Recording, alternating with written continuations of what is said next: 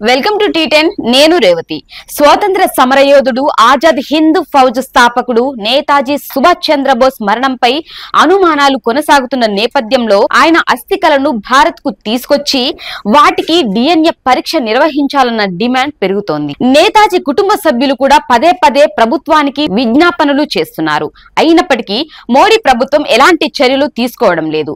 అస్థికలకు DNA పరీక్ష నిర్వహిస్తే విమాన ప్రమాదంలో చనిపోయింది నేతాజీయా కాదా అనే విషయం తేలిపోతుందని పలువురు అభిప్రాయపడుతున్నారు.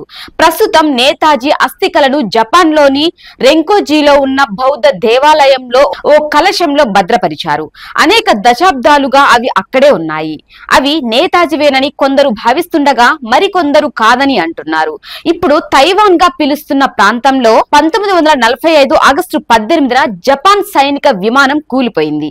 ఆ ప్రమాదంలో నేతాజీ మరణించారని కొందరు, కాదని కొందరు వాదిస్తున్నారు. ప్రమాదం జరిగిన రోజు నుండే నేతాజీ అదృశ్యమయ్యారు. దీనిపై 10 జాతీయ, అంతర్జాతీయ దర్యాప్తులు జరిగాయి. ఇప్పుడు వాటి నివేదికలు న్యూఢిల్లీలోని నేషనల్ ఆర్కీవ్స్ లో అందుబాటులో ఉన్నాయి.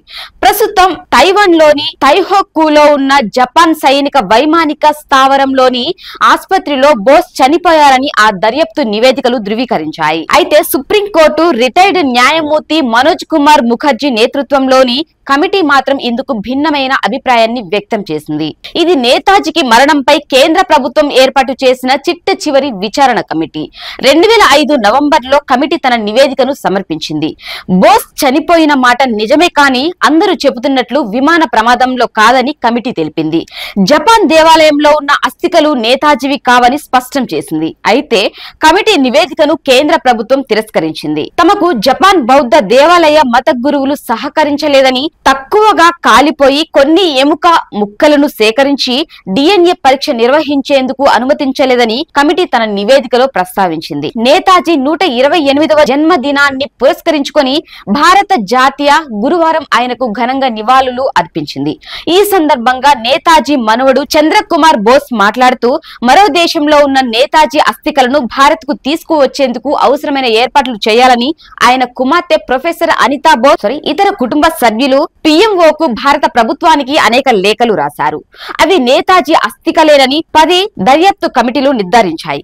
ఒకవేళ అవి బోస్ అస్థికలు కావని ప్రభుత్వం భావిస్తే దానిపై ప్రకటన విడుదల చేయాలి. అంతేకాని మౌనం వహించడం ఆ మహానేత స్మృతికి అవమానమే అని అన్నారు. గుజరాత్ ముఖ్యమంత్రిగా, దేశ ప్రధానిగా నరేంద్ర మోడీ జపాన్ లో పర్యటించారు. దేశాన్ని పాలించిన ఇతర ప్రధానులతో పోలిస్తే మోడీయే ఎక్కువ సార్లు జపాన్ వెళ్లారు. అయితే ఆయన ఎప్పుడూ రెంకోజీ వెళ్లి నేతాజీ అస్థికలను చూడలేదు అని మరో బంధువు సూర్య బోస్ చెప్పారు. దీనిపై మీ కామెంట్ తెలియజేయండి. ఇది ఇవాల్టి న్యూస్. చూస్తూనే ఉండండి టీ10.